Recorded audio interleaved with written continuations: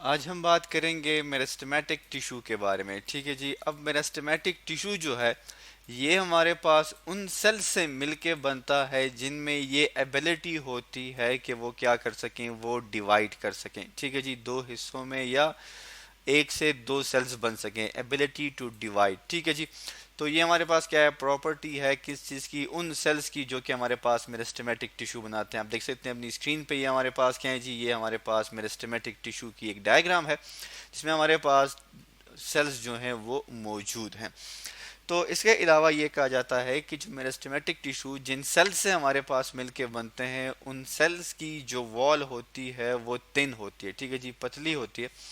और इसी वजह से क्योंकि उनमें ये एबिलिटी होती है कि वो बार बार डिवाइड कर सके, दैट्स वाई उनकी जो वॉल होती है, जो आउटर बाउंड्री होती है, अगर हम यहाँ पे ड्रॉ करने की कोशिश करें, जैसे कि यहाँ पर ये इनकी आउटर बाउंड्री होगी। ठीक है जी, ये इनका आउटर मोस्ट क्या होगा, लेयर होगी जिसे हम सेल वॉल कहते हैं। यहाँ पर ये क्या होती है जी, ये थिन होती है बनिस्बत दूसरे प्लांट सेल से। ठीक है जी। इसके अलावा इसमें हमारे पास मौजूद होता है लार्ज न्यूक्लियस। ठीक है जी, आप देख सकते हैं अपनी स्क्रीन पे हमारे पास ये एक मेरिस्टेमेटिक सेल है और इसके अंदर आप देख सकते हैं जो न्यूक्लियस है हमारे पास वो क्या है, वो लार्ज है। ये जी हमारे पास क्या है, दैट इज न्यूक्लियस। ठीक है जी, ये हमारे पास न्यूक्लियस है। और इसके अलावा आप देख सकते हैं कि इसमें आपको एज सच हम ये कहते हैं कि प्लांट सेल की ये प्रॉपर्टी है कि उसमें लार्ज वैक्यूल होता है। इसमें हमारे पास मेरिस्टेमेटिक टिश्यू में कोई वैक्यूल नहीं होता। क्योंकि लार्ज वैक्यूल होने की वजह से ये सेल प्रॉपरली डिवाइड नहीं कर सकता।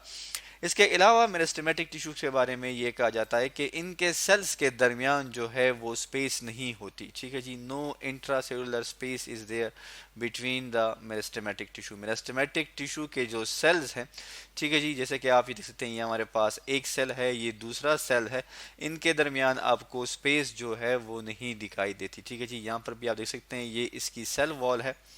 ठीक है जी, अगर हम इसको ड्रॉ करने की कोशिश करें, ये हमारे पास एक सेल वॉल है, इसकी आउटर लेयर है, और यहाँ पर हमारे पास ये दूसरे की सेल वॉल जो है वो मौजूद होती है, और यूं इनके दरमियान जो स्पेस है हमारे पास वो मौजूद नहीं होता। मतलब क्या है कि ये टाइटली पैक्ड होते हैं। तो हम मेरिस्टेमेटिक टिश्यू को क्या करते हैं, इसको फिर हम डिवाइड करते हैं। ठीक है जी, कितने में, थ्री टाइप्स में। ठीक है जी, एक है हमारे पास एपिकल मेरिस्टेमेटिक टिश्यू। ठीक है जी, एपिक का वर्ड जो है वो किससे निकला है, वो टिप से निकला है। ठीक है जी, किससे निकला है, दैट इज टिप, कि ये हमारे पास at the tip of the plant पाए जाते हैं। अब ये रूट के टिप पे भी पाए जा सकते हैं, शूट जो कि हमारे पास क्या है, स्टेम प्लस लीव्स, उनके टिप पे भी ये पाए जा सकते हैं। इसके बाद लेटरल हमारे पास जाता है, ये हमारे पास साइड्स पे आ जाते हैं। ठीक है जी, कि प्लांट साइड से जो है किस तरह उसकी ग्रोथ होती है वहाँ पर ये मौजूद होते हैं। और तीसरी जो कि बहुत ही हम कम जगह पढ़ते हैं, दैट इज इंटरक्लेरी मेरिस्टम। मेरिस्टम ये हमारे पास पाई जाती है किस चीज़ में, ग्रासेस में पाई जाती है। ठीक है जी, कि किस तरह वो अपनी ग्रोथ को कंटिन्यू करते हैं जब हमारे पास हर्बियोर्स, वो एनिमल जो कि घास खाते हैं, ठीक है जी, उनके खाने के बाद जब उनका वो पार्ट जो है वो कट जाता है तो वो इस इंटरक्लेरी मेरिस्टम टिश्यूज के थ्रू क्या करते हैं, अपनी आप को रीजनरेट करते हैं। तो सबसे पहले हम देख लेते हैं हमारे पास क्या है जी, एपिकल मेरिस्टेमेटिक है। ठीक है, एपिकल मेरिस्टम है। एपिकल मेरिस्टम हमने ये कहा कि एपिकल मेरिस्टम हमारे पास बेसिकली ये है कि जब हमारे पास क्या हो, टिप पे कोई चीज पाई जाए। ठीक है जी, ये टिप भी हो सकता है जिसे हमने टर्मिनल बर्ड का नाम दिया है, एक्सिलरी बर्ड भी हो सकती है जो कि प्लांट के किसी भी एक्सिस पे पाई जाती है। और ये आप देख सकते हैं कि हमने यहाँ पर क्या किया है, रूट की टिप ली है। ठीक है जी, तो ये हमारे पास क्या है जी, दैट इज एपिकल, एपिकल है ये हमारे पास। ठीक है जी, एपिकल मेरिस्टम है, मेरिस्टम। ठीक है जी, तो एपिकल मेरिस्टम हमने ये कहा कि ये टिप पे होगी। तो आप यहाँ पे देख सकते हैं कि हमने यहाँ से प्लांट की टिप को कट किया और उसको फिर क्या कर दिया है, इनलार्ज कर दिया है।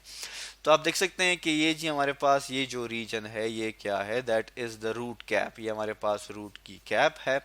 ठीक है जी, ये हमारे पास क्या है, दीज आर रूट हेयर्स। ठीक है जी, ये हमारे पास क्या है, ये हमारे पास रूट हेयर्स हैं जिससे मोस्टली प्लांट्स क्या करते हैं, एब्जॉर्प्शन करते हैं। ठीक है जी, और फिर इस रूट कैप्स की जो बाद वाला जो हिस्सा है, या इससे अगर हम देखें तो हम ये कह सकते हैं कि इससे पहले वाला जो हिस्सा है वो क्या है, वो हमारे पास रूट एपिकल मेरिस्टम कहलाता है। और ये अगर हम इसको माइक्रोस्कोप के नीचे देखें तो ये जो जगह हमारे पास बनती है, ठीक है जी, ये बेसिकली क्या है, दिट इज एपिकल मेरिस्टम। ये हमारे पास क्या है, एपिकल मेरिस्टम्स के सेल मौजूद होते हैं।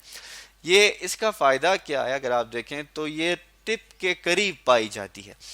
तो इसका फायदा ये है, सिरे के करीब पाने का इससे क्या फायदा मिलता है हमें, कि ये जी हमारे पास ये चूंकि बार बार डिवाइड करते हैं तो ये हमारे पास इंक्रीज करते हैं किस चीज को, ये जी हमारे पास इंक्रीज करते हैं प्लांट की लेंथ को, ठीक है जी, प्लांट की लेंथ को। अब लेंथ रूट्स की भी बढ़ती है आप देखते हैं, और इसकी जो टिप होती है उसकी भी बढ़ती जाती है।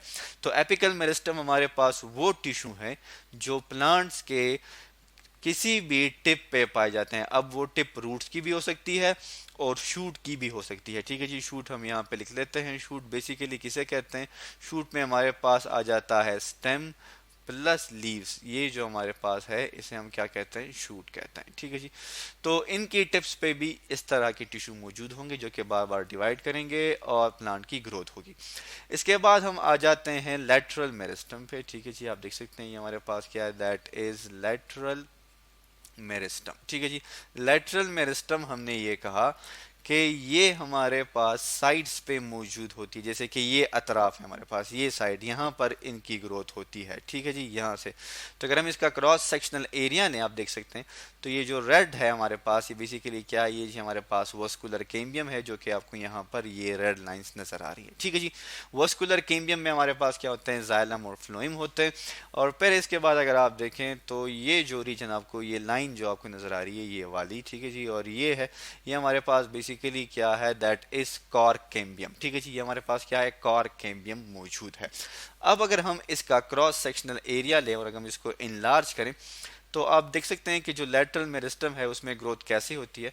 तो हम ये कहते हैं कि ये हमारे पास बेसिकली सेकेंडरी ग्रोथ है। सेकेंडरी ग्रोथ का मतलब क्या है, सेकेंडरी ग्रोथ का मतलब ये है कि इससे प्लांट जो है उसका उसकी जो डायमीटर है, अगर हम ये देखें इस तरह क्रॉस साइज, इस क्रॉस सेक्शनल वाइज अगर हम देखें तो यूं ये चौड़ा हो जाता है, ठीक है जी, सेकेंडरी ग्रोथ।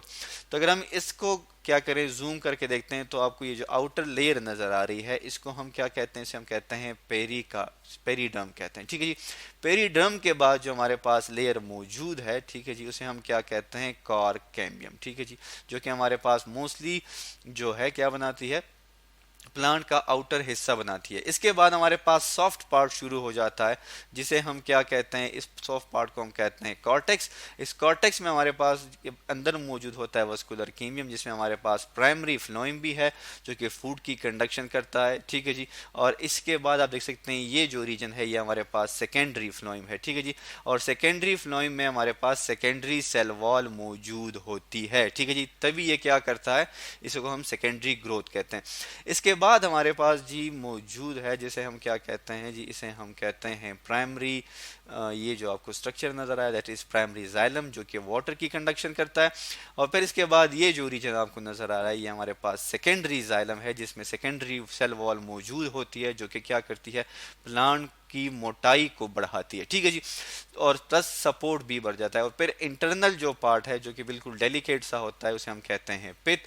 तो पित जो है ये आप यहाँ पे देख सकते हैं। तो बेसिकली लेटरल मेरिस्टम में हमारे पास सेकेंडरी जाइलम और सेकेंडरी फ्लोएम जो है प्लस कॉर्टेक्स जो है इनकी डिवीजन होती है और ये प्लांट का साइज इंक्रीज कर देते हैं।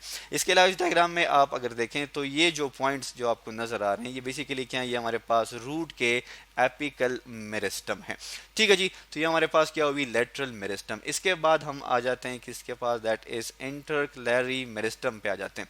यहाँ पर आप देख सकते हैं हमारे पास केका बाइंस हैं जिन्हें हम बांस कहते हैं, ठीक है जी। और ये अभी हमारे पास इसी तरह ग्रासेस भी होते हैं। तो अगर हम इसको यहाँ से कट कर देते हैं या यहाँ से फॉर एग्जांपल अगर हम इसको ग्रासेस कंसिडर करें और यहाँ से जानवर इसको चर लेते हैं, इसको काट लेते हैं, तो हमारे पास इसमें मौजूद होते हैं ये नोड्स, ठीक है जी। ये हमारे पास क्या है, दैट इज नोड। ये हमारे पास इसमें नोड मौजूद है, ठीक है जी। यहाँ पर आपको नज़र आ रहा है, ये हमारे पास नोड्स हैं, और इन नोड्स के दरमियान हमारे पास जो स्पेस है वो इंटर नोड कहलाता है। और इंटर नोड में हमारे पास जी मौजूद होते हैं, यहाँ पर ये जो ग्रोथ आपको नज़र आती है, ये हमारे पास बेसिकली इंटरक्लेरी मेरिस्टम है, जो कि डैमेज पार्ट को क्या करती है, जोन ऑफ एलोंगेशन के थ्रू उसको दोबारा रीजनरेट कर देती है। तो इस तरह आज हमने पढ़ा किस चीज़ के बारे में, एपिकल मेरिस्टम के बारे में, लेटरल मेरिस्टम के बारे में और इंटरक्लेरी मेरिस्टम के बारे में, जो कि हमारे पास क्या है, मेरिस्टमेटिक टिश्यूज़ की टाइप हैं।